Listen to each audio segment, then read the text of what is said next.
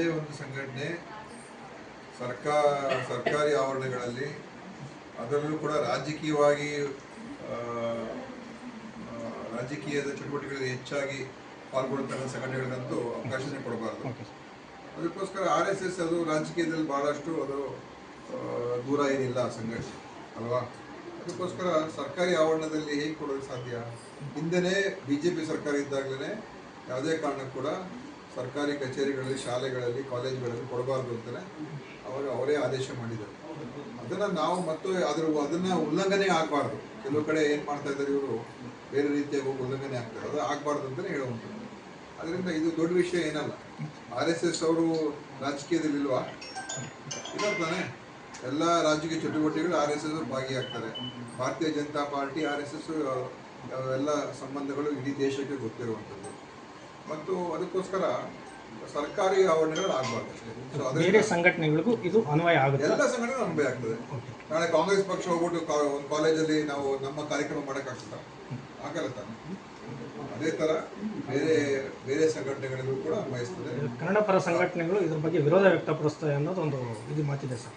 ಈ ವಿಚಾರವಾಗಿ RSS ಮಾತ್ರ ಕಾರ್ಯಕ್ರಮಗಳು ನಿಷೇಧ ಮಾಡಬೇಕು, ಬಟ್ ಕನ್ನಡ ಪರ ಸಂಘಟನೆಗಳು, ಬೇರೆ ಸಂಘಟನೆಗಳಿಗೂ ಇದು ಅದಕ್ಕೆ ಪರ್ಮಿಷನ್ ತಗೊಂಡು ಅದಕ್ಕೆ ಅವಕಾಶ ಮಾಡುವಂಥದ್ದು ಅವಕಾಶ ಸರ್ಕಾರಕ್ಕೆ ಇದ್ದೇ ಇರ್ತದೆ ಅಲ್ವಾ. ಪರ್ಮಿಷನ್ ತಗೊಂಡು ಈ ಥರ ನಾವು ಯಾವುದೋ ಒಂದು ಸಾಂಸ್ಕೃತಿಕ ಕಾರ್ಯಕ್ರಮ ಮಾಡ್ತಾ ಇದ್ದೀವಿ, ಮಾಡೋದಕ್ಕೆ ಅವಕಾಶ ಅದಕ್ಕೆ ಕಲ್ಪಿಸ್ಕೊಡ್ಬೋದು. ಆದರೆ RSS ಯಾಕೆ ಅಂತ ಹೇಳಿದ್ರೆ ಅದು ಒಂದು ಪೊಲಿಟಿಕಲ್ ಆರ್ಗನೈಸೇಷನ್. ಅವ್ರು ಹೇಳ್ಕೊಳ್ತಾರೆ ನಮಗೂ ಪೊಲಿಟಿಕ್ಸ್ಗೆ ಸಂಬಂಧ ಇಲ್ಲ ಅಂತ ಸುಮ್ಮನೆ ಹೇಳ್ಕೊಳ್ಳೋದಕ್ಕಷ್ಟೇ, ಅದು ಮಾಡೋದೆಲ್ಲ ರಾಜಕೀಯನೇ. ಆ ಥರ ಇದ್ದಾಗ ಖಂಡಿತ ಅವ್ರಿಗೆ ಅವಕಾಶ ಸಿಗಬಾರ್ದು. ಸರ್, ರಾಜ್ಯದಲ್ಲಿ ಸಚಿವ ಸಂಪುಟ ವಿಸ್ತರಣೆ ಶೀಘ್ರದಲ್ಲಿ ಆಗುತ್ತೆ ಅಂತೇಳಿ ರಾಜ್ಯದಲ್ಲಿದೆ. ಇದ್ರ ಬಗ್ಗೆ ನಿಮ್ಮ ಅಭಿಪ್ರಾಯ? ನೋಡಿ, ಇದೆಲ್ಲ ಹೈಕಮಾಂಡ್ ತೀರ್ಮಾನ ಮಾಡ್ತಾರೆ. ಈ ಸಾರ್ವಜನಿಕರು ಚರ್ಚೆ ಮಾಡುವಂಥ ಅಗತ್ಯತೆ ಏನಿಲ್ಲ. ಮುಖ್ಯಮಂತ್ರಿಯವರು ಮತ್ತು ನಮ್ಮ ಪಕ್ಷದ ವರಿಷ್ಠರು ಅದು ತೀರ್ಮಾನ ಮಾಡುವಂಥದ್ದು. ಯಾವ ಬೇಕಾದರೂ ಮಾಡ್ಬೋದು, ನಾಳೆನೂ ಬೇಕಾದ್ರೂ ಮಾಡ್ಬೋದು, ಒಂದು ತಿಂಗಳ ನಂತರ ಮಾಡ್ಬೋದು, ಅಥವಾ ಜನವರಿಗೂ ಮಾಡ್ಬೋದು. ಹೇಳಕ್ಕೆ ಬರೋದಿಲ್ಲ. ಯಾವ ಗಣತಿ ಬಗ್ಗೆ ಕೆಲವು ವಿರೋಧ ಪಕ್ಷಗಳು ಗಣತಿ ವಿಚಾರವಾಗಿ ರಾಜ್ಯದಲ್ಲಿ ಒಂದು ರೀತಿ ಎಲ್ಲೋ ಒಂದು ಕಡೆ ಬೇರೆ ರೀತಿಯ ಈಗ ಹೆಚ್ಚು ಕಡಿಮೆ 90% ಹತ್ರ ಗಣತಿ ಆಗಿದೆ. ಆವರೇಜ್ ಒಂದು 85-87% ಆಗೋಗಿದೆ. ಬಹುಶಃ ಇನ್ನು ಮುಕ್ತಾಯ ಆಗೋಷ್ಟೊತ್ತಿಗೆ 95% ವರೆಗೂ ಕೊಡ್ತದೆ. ಅದರಿಂದ ಕೆಲವರು ಅವರ ಬೇರೆ ಸ್ವಾರ್ಥ ಉದ್ದೇಶಗಳನ್ನ ಇಟ್ಕೊಂಡು ಗೊಂದಲ ಸೃಷ್ಟಿ ಮಾಡ್ತಾರೆ.